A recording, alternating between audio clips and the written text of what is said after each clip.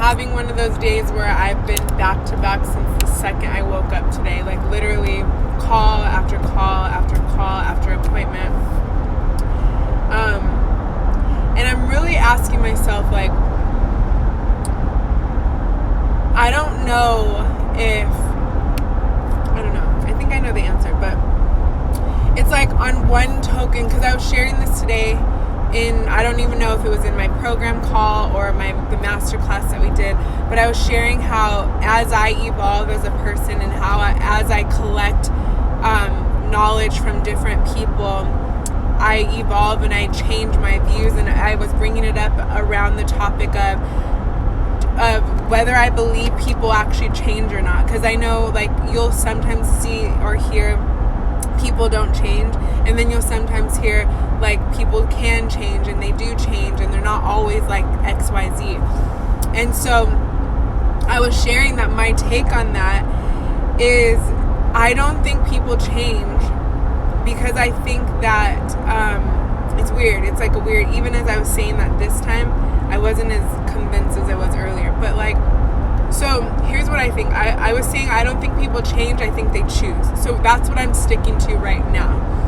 As I continue to study human behavior and, just everything, I'll maybe like have a different opinion about it. But what I mean by they don't change, they choose is like, I was using the example of I don't wake up in the morning. It's not easy for me to get up in the morning. And I honestly think I've been waiting for like something to click to make me a morning person. Like I think I've been waiting for like one day it's going to just be easy for me to wake up in the morning, and then I'm going to get my life. And that's literally what one area of my life would level up so tremendously if I could just wake up earlier. I literally barely wake up before my kids. And so I basically wake up when Nola wakes up. So when she wakes up for me to nurse her, I feed her, and then by the time I'm done feeding her, the other ones are trickling in. And so my point of all of that is I don't think I'm ever going to change not being a morning person. I get to choose to wake up early. So that's what I think it's like. So like another area that you hear they don't change is like guys. Like men don't change. If they cheat, they're always going to cheat. But I think whatever it was that maybe caused the man to cheat, like maybe they're not going to necessarily change as the person, but I think where the change comes in is because everyone can change what their choices are. So I guess in essence, then you change what kind of person you are because you're changing your choices. But I guess what I'm trying to say is that we can't be looking for the change to come before the result. If that's basically what I'm saying. Like one day, something's not going to just drop in on you and be like, now you're a morning person. Now you're not a cheater. Now you're whatever. No, you're going to just have to choose one day that I'm going to wake up early. And yes, I can do it. I do it when I want to. When I have to catch a flight, when I have a call, when I have to be somewhere, I can get up early. I just choose not to. I love sleeping in. I love sleep.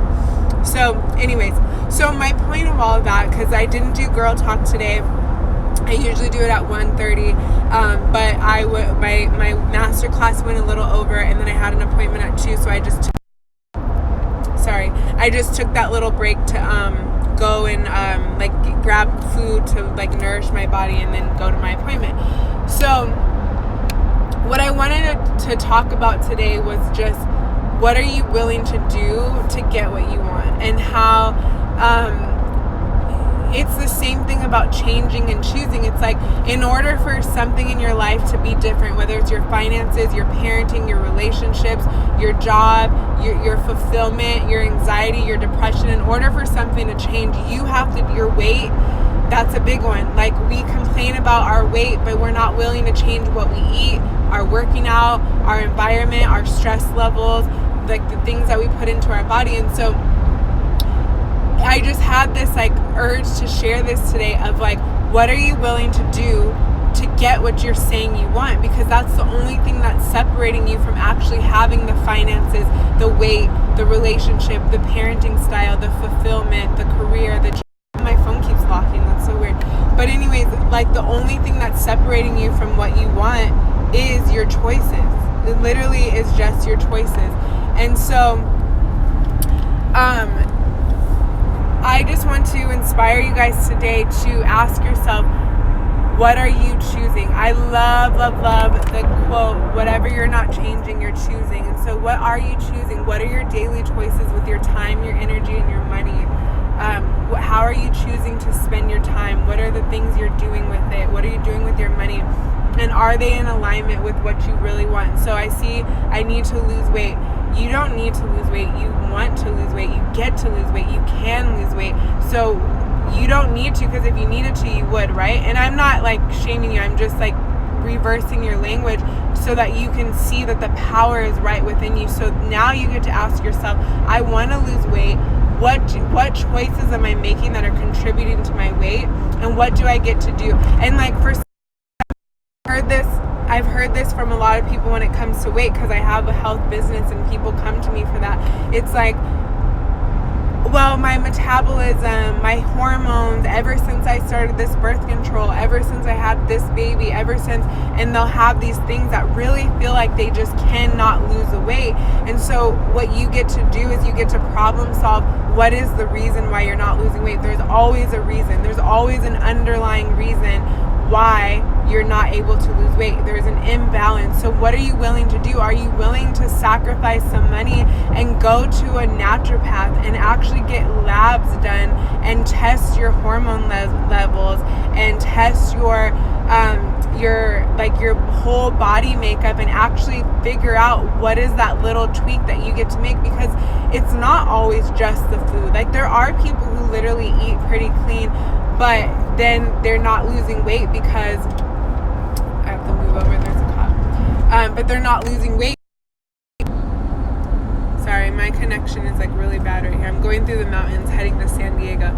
But anyways, because my connection is bad, I'm just gonna kind of wrap this up. But what are you willing to do? So like, whatever problem you have right now, I want you to stop and I want you to ask yourself, what is the problem? And then this is like an exercise that we do in the Fox Project, which we opened CART today. So I'm so excited. Wave 4 is underway. We start in September. So if you've been somebody who's like, I'm going to do the next one, or I really want information, I just opened the link in my bio. We're only taking 8 more people. I'm only taking 10.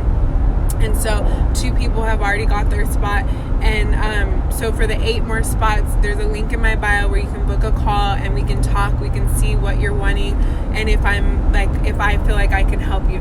But one of the exercises that we do in the program is we identify the problem. So it's like, I want to lose weight, or I can't lose weight, which, like, someone recently told me they couldn't do something, and I responded, you're right, you can't. Because if you say you can't, then you're right, you can't. So just be mindful of even just your language. Do you keep saying, I can't lose weight, I can't lose weight? Then you're right, you can't lose weight. Or you could say, I get to lose weight, I want to lose weight, I get to take care of my body, I get to figure out what is this missing link that's stopping me from losing weight. So you write the problem down. I want you guys to do this when you have a chance. Write the problem down and then unpack the problem. What is contributing to the problem? What responsibility do you have? What are you eating? Like, let's just stick to this weight one. So are you eating the way you should be eating to lose weight? That in itself requires some knowledge, because some people think they have to just give up like certain things. Like, I've heard people like, oh, I'm trying to lose weight, so I'm not eating bread and like cake, but they're still eating pasta, they're still eating a lot of fruit, they're still drinking a lot of alcohol. There's a lot of things, and you don't know your body. You might not know your body. So one of the things you get to do to solve your problem is to figure out what, and I'm learning to not say diet, because the word die is in diet. So what way of eating is going to serve your body to help you lose weight? I went and did blood work because I wanted to gain weight. I'm like, why the heck am I not gaining weight? And I eat like crap. I'll eat like anything under the sun just to gain weight, and I won't gain weight. And then I finally gave up on that because I wasn't willing to like hurt my body and get like sick over eating junk food just to gain weight. So anyways, I found out that I had a hormonal imbalance, and I was lacking I think it was testosterone, or there was and my cholesterol. Like I didn't have any good cholesterol in my body, and then because of one of the imbalances, I wasn't absorbing one of the nutrients that I needed. So I was able to get work done to figure out the solution to my problem. Then the next problem is, do you think I'm doing everything that I'm supposed to be doing to actually follow this new plan? No, because it's not the easiest way of eating. And so it's like really start to take responsibility around whatever problem, because you created whatever life you're living in. Whatever you're not changing, you're choosing. And so like you get to really ask yourself, what is the real solution? If your problem is money, then there's so many elements to that. Like I'm over here boohoo crying about overdraft and maxed out credit cards, but I got a facial today and I have a chef, and like there's so many things I could cut out and then I wouldn't have the same money problems, but I'm just not willing to cut them out yet. And like I'm playing like low-key Russian roulette, because what I'm doing is I'm banking on myself, like, oh, I'm gonna make that money back, or my husband's gonna make that money back, so we'll be good. And I'm just not in the most desperate state yet to have to cut those things out. But you better believe if I was literally saying I don't have any money, I have a ton of things on my plate I could cut out. That might not be your case. Like you might literally not have any extras and you don't have the money. So now you get to figure out, okay, then what is my problem? Am I being resentful somewhere in my life? Do I have a lot of blocks in my energy because I'm not being generous and I'm not being loving and I'm not being forgiving?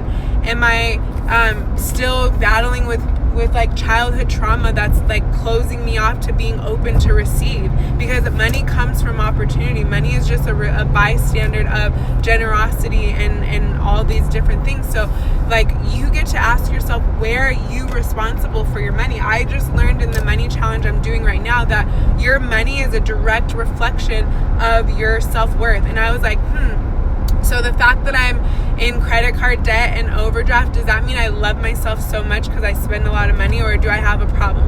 Like it was, I was kind of joking, but I don't really know what it means. But it's like, what it does mean is that I have like there's something off about my self-worth. And so I get to kind of go walking story, whether right, and I'm gonna